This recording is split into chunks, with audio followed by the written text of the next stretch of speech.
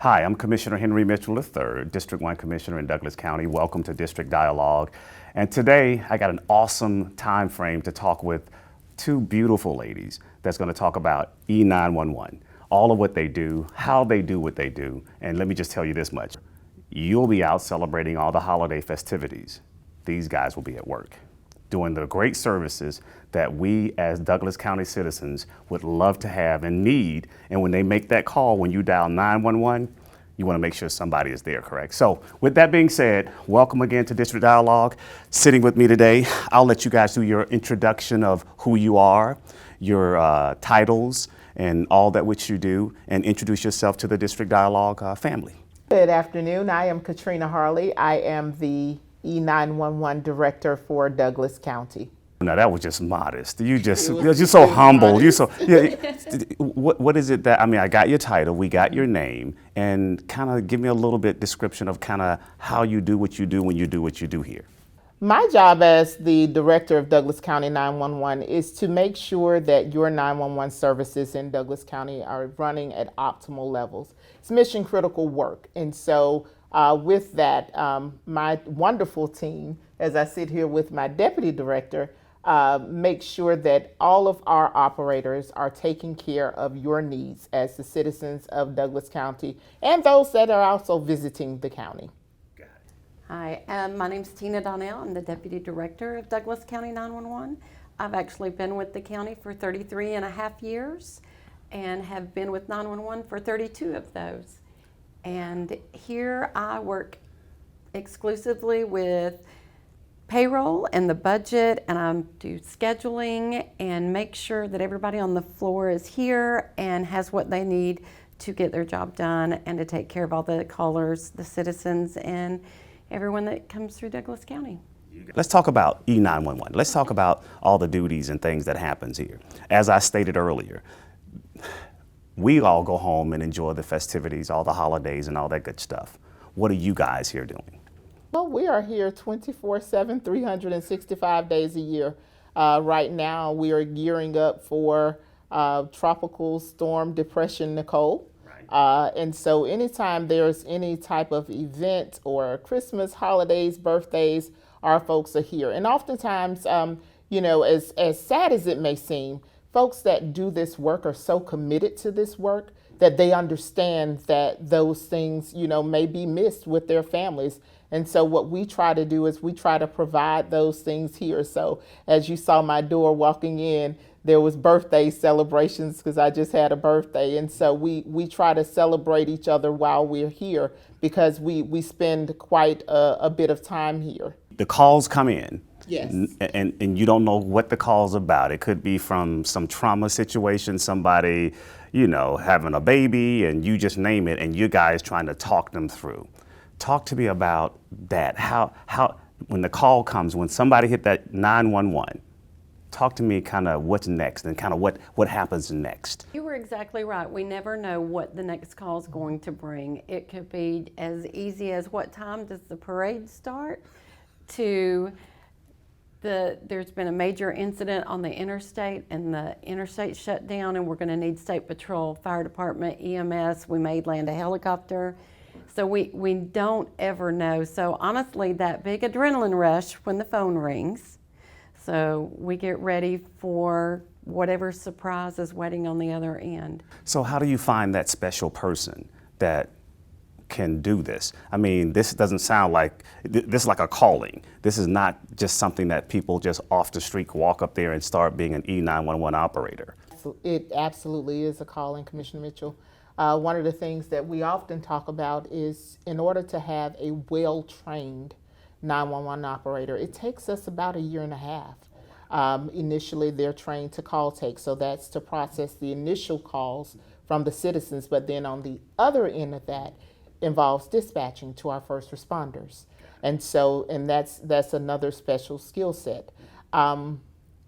We talk about multitasking, and then you hear, no one can truly multitask, but our folks do multiple things, one right behind the other, and they have to be ready to be able to do that. The very first skill set is to be able to talk and type, and that is a unique skill set.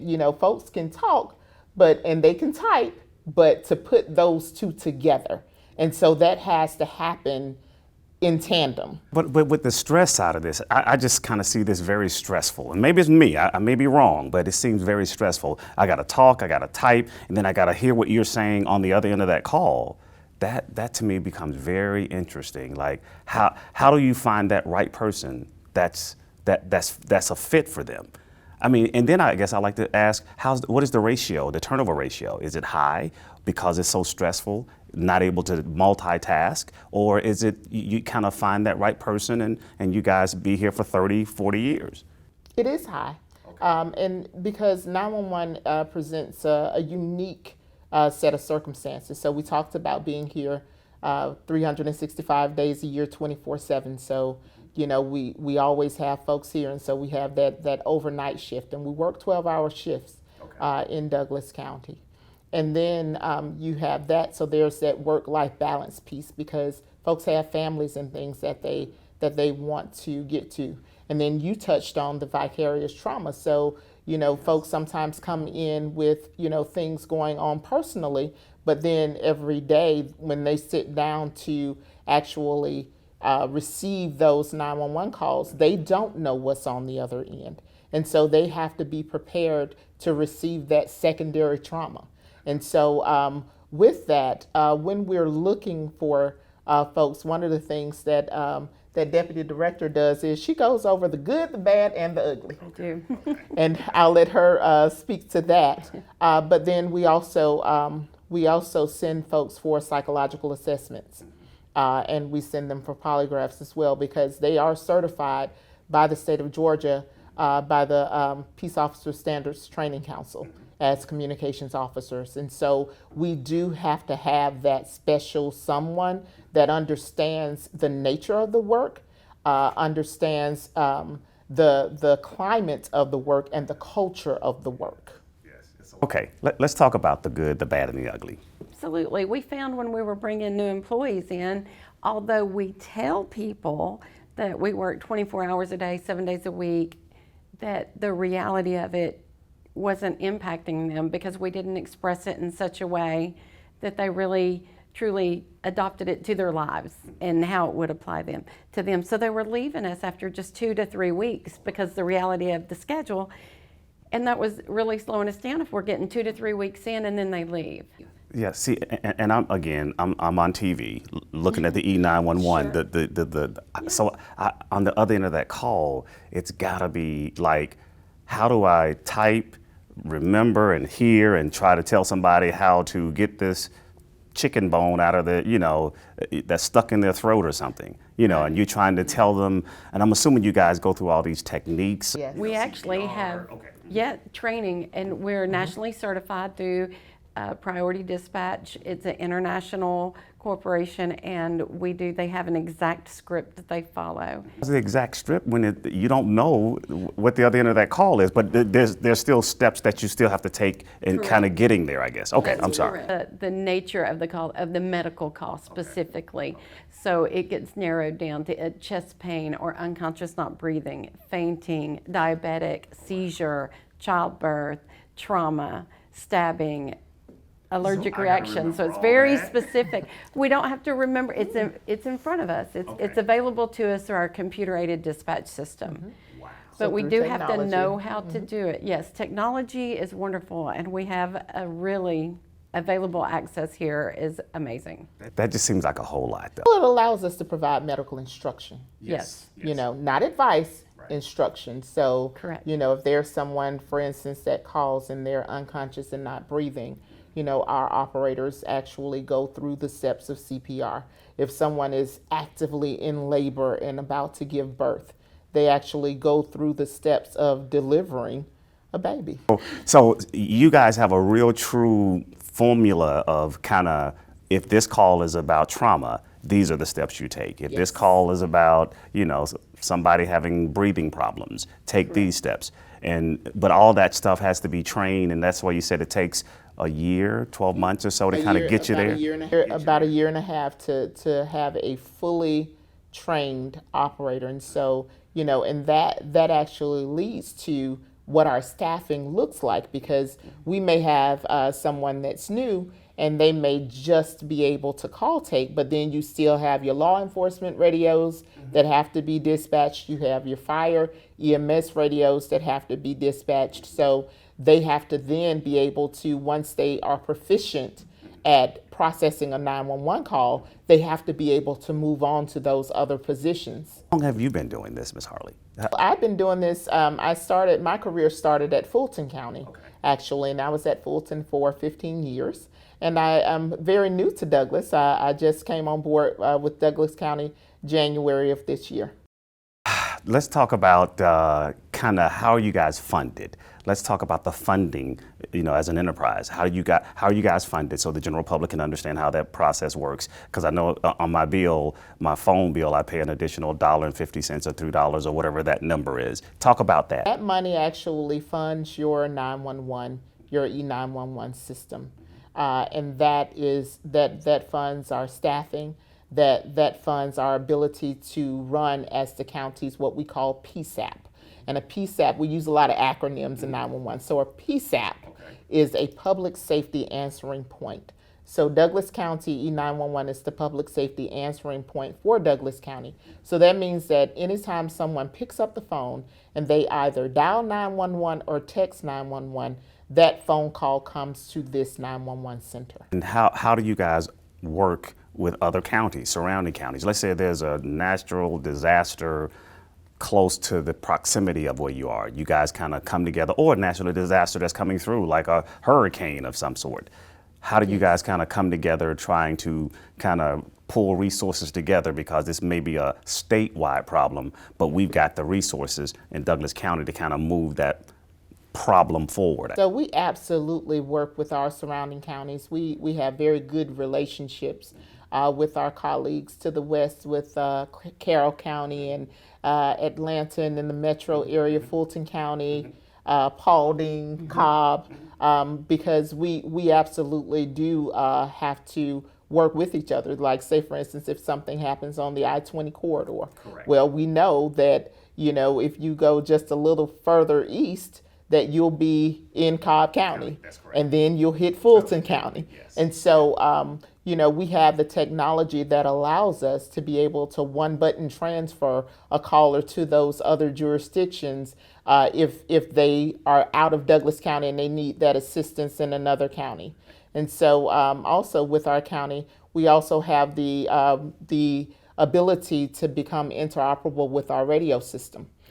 So that our first responders can also speak to those other jurisdictions as well. And the good part is we've actually, with the $15 million spend on our radio system that we just encountered through a SPLOST referendum, the current SPLOST referendum, talk about how that benefited E911. Oh gosh, it's just great for the entire county, and it benefited all of public safety. I think that there's a misnomer. So, when we talked about 9/11, one of the major problems was that there was no interoperability. So you had folks that really couldn't talk to each other, and that was islands, yes. right.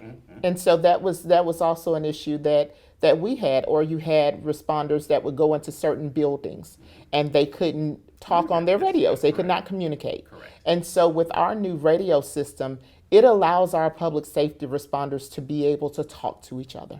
And that is critical in these mission critical situations where you have multiple agencies, lots of units that are responding. It's critical for them to be able to communicate and talk to each other. And it's also critical for our dispatchers on our end to be able to hear and to communicate and to be able to bridge that gap. 911, we like to kind of consider ourselves like as air traffic controllers, right? So we are kind of facilitating all of these units that are out at calls and things, and so it's important for us to be able to do that. And having a radio system where we can all communicate allows us to be able to do just that. You're proud that we actually, Douglas County kind of connected with Cobb County, who's got what I call an awesome system. Yes. That we connected with, and now we're part of the bigger system by just connecting with Cobb and doing what we're doing now. Yes, it's very important for our county. and I'm certain that our first responders would very much agree that it just makes them feel better to be able to, if something happens, for them to be able to radio out and get the help that they need.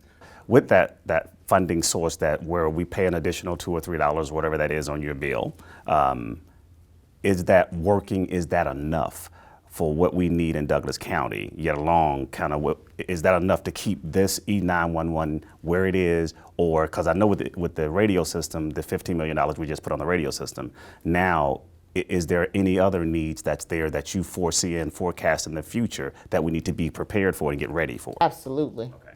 Absolutely. As you well know, our county is poised for tremendous growth. Correct. And so that means that in our actual operations center, we will need to build out that center completely. Right now we still have positions that are open. And so we'll need to fill those positions, because when you go back to just speaking of, it takes 1.5 years to fully train an operator. Right. So as the county grows, we need to be ahead of that. We need to have enough staff in place to be ahead of what's coming. Our center last year fielded 244,000 calls, and we're on track this year to field even more than that. And Deputy Director has been here for a long, long time, and she can speak to what the population was like when she first came on board. Yeah, when I first came on board, the population was right around 77,000. Okay. The interstate had different numbering system. There was not access to return on Chapel Hill Road. You could, if you got off at Chapel Hill, you could not get back on. Okay, got you. And surprisingly, I just realized this as we were talking earlier today, that our population in the county has doubled in Yes. size. We're right at 144,000, if I remember correctly. That sounds about right. Mm-hmm. Our staffing level in our center has remained constant. So unfortunately, we have not kept up with the times. And so we've really been pushing, that's one of our goals for this year, that we've been pushing so hard towards. Let's talk about the positions that you guys have available. Talk about, right now we're on District Dialogue, our District Dialogue family. Let them know kind of how they can apply, what are the requirements. The initiatives that I brought on board when I first came on board was the evolution. And so one of the things that I realized just in assessing our 911 center was that we needed to evolve to meet the needs of not where we are now, but where we're headed. Correct. Because Yes. that kind of big picture thinking.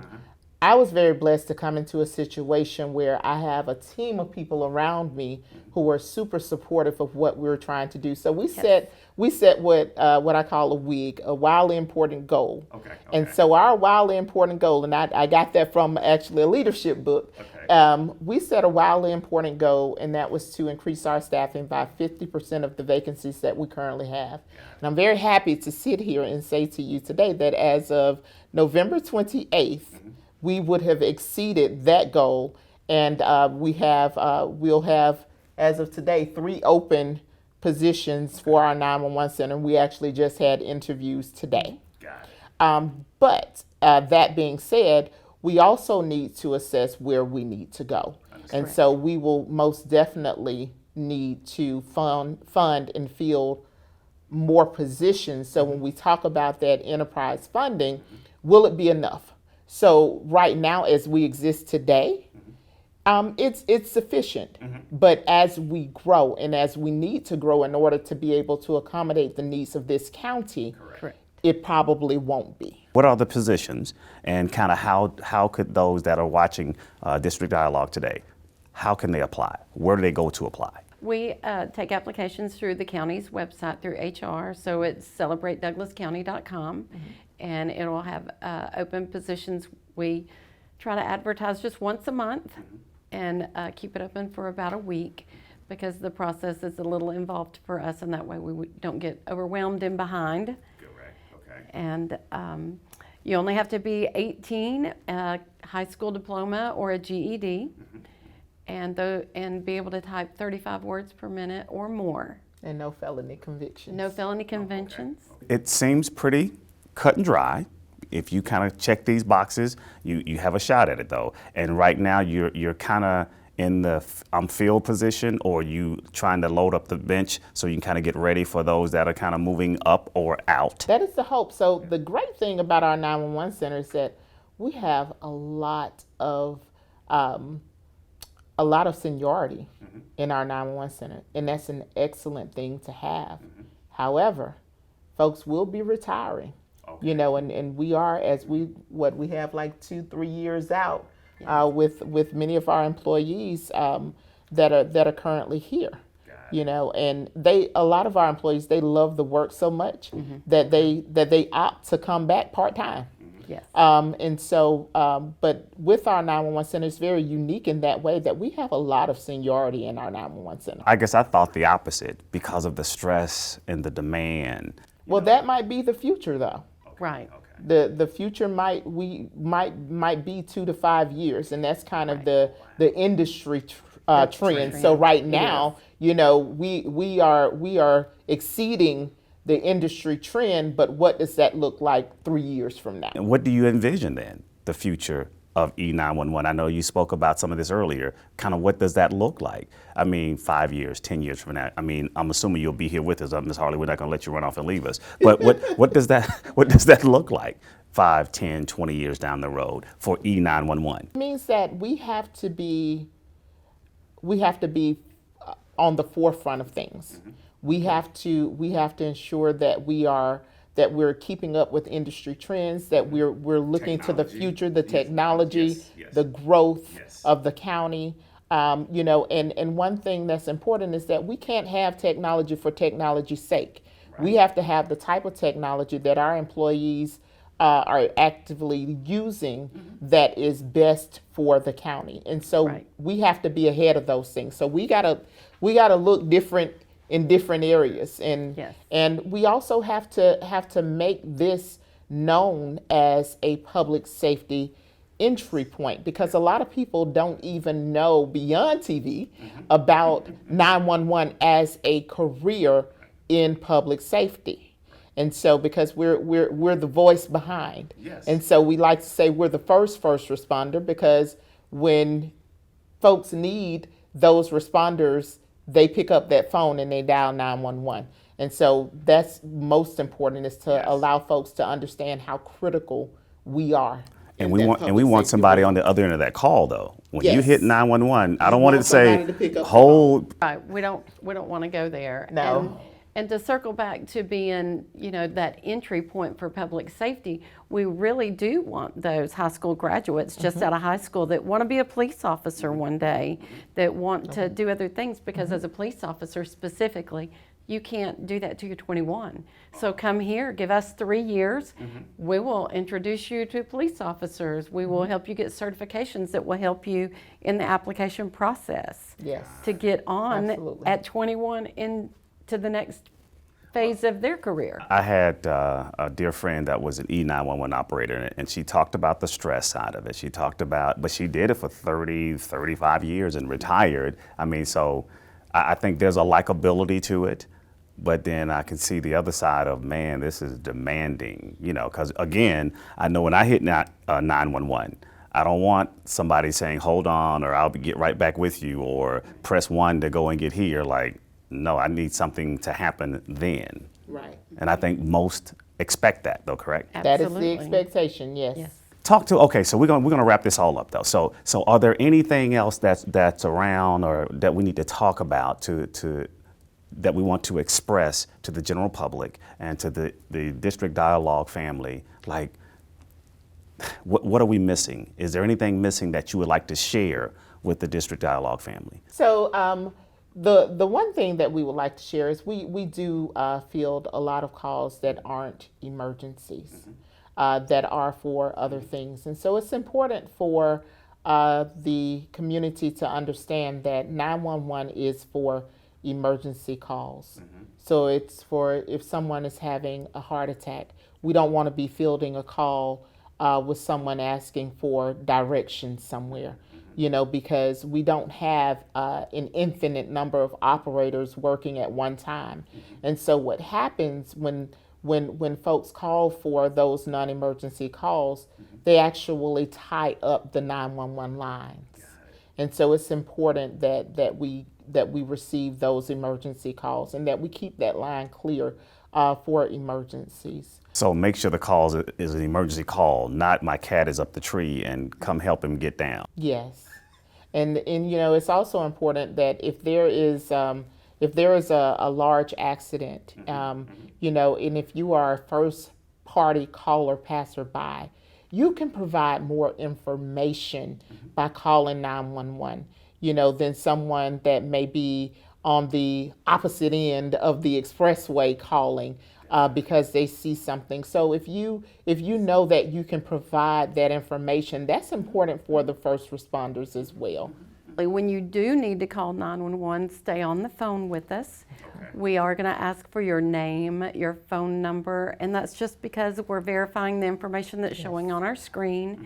And if we lose the call, we want to be able to call you back. But I don't know, correct me if I'm wrong, even if the call drops or if I hang up or whatever the case may be, you guys are able to, y'all got this system in play where you can kind of hit redial. I'm calling it redial, but y'all may call it something else, that you can call us back anyway. So even if the call dropped or even if I disconnect, you'll reconnect. Am I correct or is that incorrect? Most of the time that works, but in the Correct. event that it does not, it's Right. still very important to provide that phone number so that if that call drops, we can call back. And sometimes you may have instances where somebody is actually calling for somebody. So that's important as well. It's also important that if you're dialing from a cell phone to know that we don't have your exact location. We have the location of the nearest cell tower. And so when we're asking for a location, you know, it's important to be able to provide us that. Now we have technology. We have a system where we can actually send out a locator and the caller can accept it. And so it kind of drops breadcrumbs, but that's only for cell phones. So we do have a lot of technology that helps us in order to locate folks, but it's still best. Nothing beats hearing that information from a caller. Closing. I know we talked about E911 operators and you guys are 365, 24/7. That's just kind of how you guys operate. It's never any downtime. You're probably like the Waffle House. You're always open, open for business. So what are the plans as we wrap up for the holidays? During the holidays, November, December, traffic is crazy, as anybody that has ever driven on Highway 5 or Chapel Hill Road knows. Anything near any shopping center is crazy. So we have a lot more traffic incidents. As far as the actual holiday and call volumes, we never can tell. We'll think it's going to be amazing, it's going to be very calm, and it will just blow us up. So we never say it's quiet in here. Yeah, we don't use the never Q say word. that. We never say that. moment. We never say it's No, quiet no, in here. we 'Cause don't. it's That'll just jinx as soon as it. you say that. Just as soon as you say that. Absolutely. But- But we don't downsize. What we do is we are like a family here. So we know that there are people that whatever your shift to work is, that's your shift. You know, if it falls on Christmas Eve, Christmas Day, your birthday, your anniversary, that's your shift. Specifically the holidays, everyone will be here. However, we do try to, hey, you know, when's your family getting together? We try to work it out. Oh, you need 2 or 3 hours here? Okay, I'll come in and do that. Will you hang over a few hours for me? We're going to do mine in the evening. So we try to help each other out as much as we can to accommodate. But the reality is there's not ever an opportunity on those days to work with a smaller crew, but we just accommodate and try to help each other out to have those few. Right, it's like if I could come in 2 hours late, you know, we'll do our event early and then I'll stay over 2 hours for you since you're staying for me. And we just You try get to work it creative. through. We get You creative. get creative. You do, yeah. Wow. Any other closing remarks on your end before we wrap this district dialogue moment up? I think that it's an honor and it's a privilege to serve Douglas County as the 911 director, and I'm very grateful and thankful for the opportunity. One of the things that I thought about coming in here was how do we do this better? How do we do this differently? And so I just think that with that, you just always have to stay in the forefront of what's coming and be able to provide that relief. I truly appreciate this. I really appreciate just this knowledge, this wealth of knowledge about what you guys do and how well you do it. And then that you guys are doing it 365 days a year, 24/7 is like a non-stop operation. And I think the citizens of Douglas County is proud to have you guys to keep up this type of a service. And so thank you guys for a job well done, and truly, truly, I appreciate it. Thank you. Thank you. With that being said, this has been a great E911. It wasn't a call, it was just a conversation. So thank you to my guest. Thank you to the District Dialogue family for what you do, and you enjoy your holidays as these guys sit here and make sure that Douglas Countyans are safe. Thank you, and this is Commissioner Henry Mitchell. Enjoy the rest of your day.